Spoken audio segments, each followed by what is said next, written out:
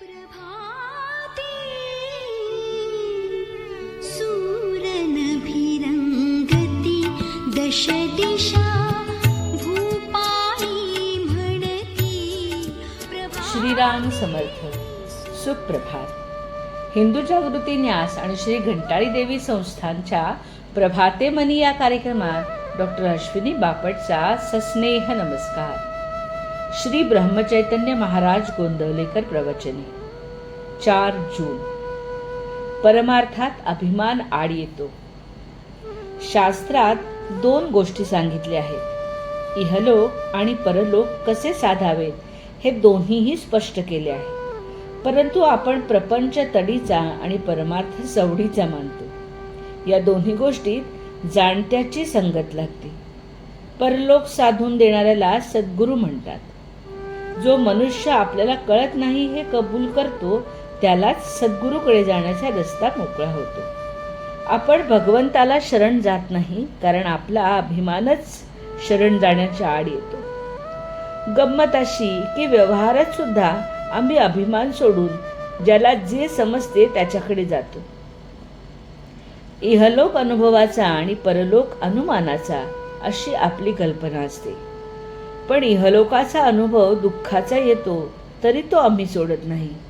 मग परमार्थाचा अनुभव नाही म्हणून मी तो करत नाही हे म्हणणे लबाडीचे आहे.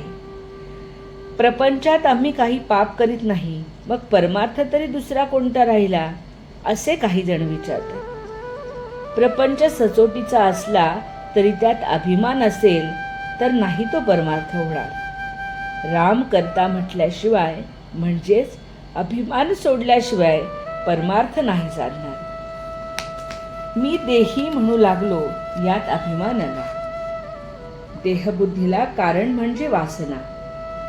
वासना हे सर्वांचे मूळ आहे.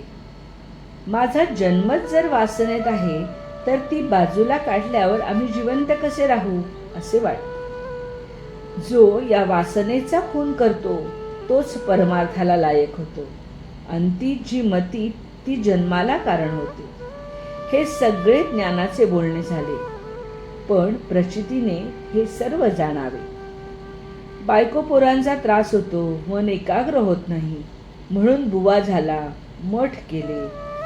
लोक येऊ लागले, त्यांना जेवायला घालण्याकरता भिक्षा आणू लागला. पण भगवंत सर्वांना खायला घालतो हे विसरला. छप्पर गळू लागले, ते नीट करण्याची काळजी करू लागला. मग घरादारांनी काय केले, असा बुवा होण्यापेक्षा प्रपंचात राहिले तर काय वाईट. थोडक्यात म्हणजे परमार्थ समजून जो त्याचे आचरण करील त्याला तो लवकर साधेल. त्या माणसाला प्रपंच सोडून जायचे कारण उरणार नाही. जगातले आपले समाधान अगर असमाधान ज्या वृत्तीने आपण जगाकडे पाहतो त्यावर अवलंबून आहे. परमार्थात महत्व बाहेरचे ऐश्वर्य किती आहे याला नसून वृत्ती स्थिर होण्याला आहे. आणि भगवंताचे सतत अनुसंधान हाच वृत्ती स्थिर करण्याचा एकमेव उपाय आहे.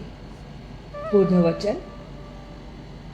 परमार्थाला कोणतीही परिस्थिती चालते, आपली वृत्ती मात्र स्थिर असली पाहिजे. आजचा हिंदू कर्तव्य दिनविशेष. 4 जून. भौम प्रदोष. प्रदोष काल सायंकाळी 7:13 ते 9:23. चांद्रमासातील शुद्ध आणि वद्द त्रयोदशीला प्रदोष म्हणतात. चंद्रबळ कमी असल्याने मानसिक अस्वास्थता असलेल्या लोकांनी हे व्रत जरूर करावे. प्रातःकाली शिवपूजन, नामस्मरण व उपवास करून सायंकाळी प्रदोष काळात स्नान व शिवपूजन करून उपवास सोडावा.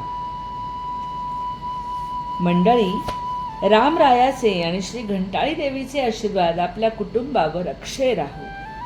जानकी जीवन स्मरण. जय जय श्रीराम.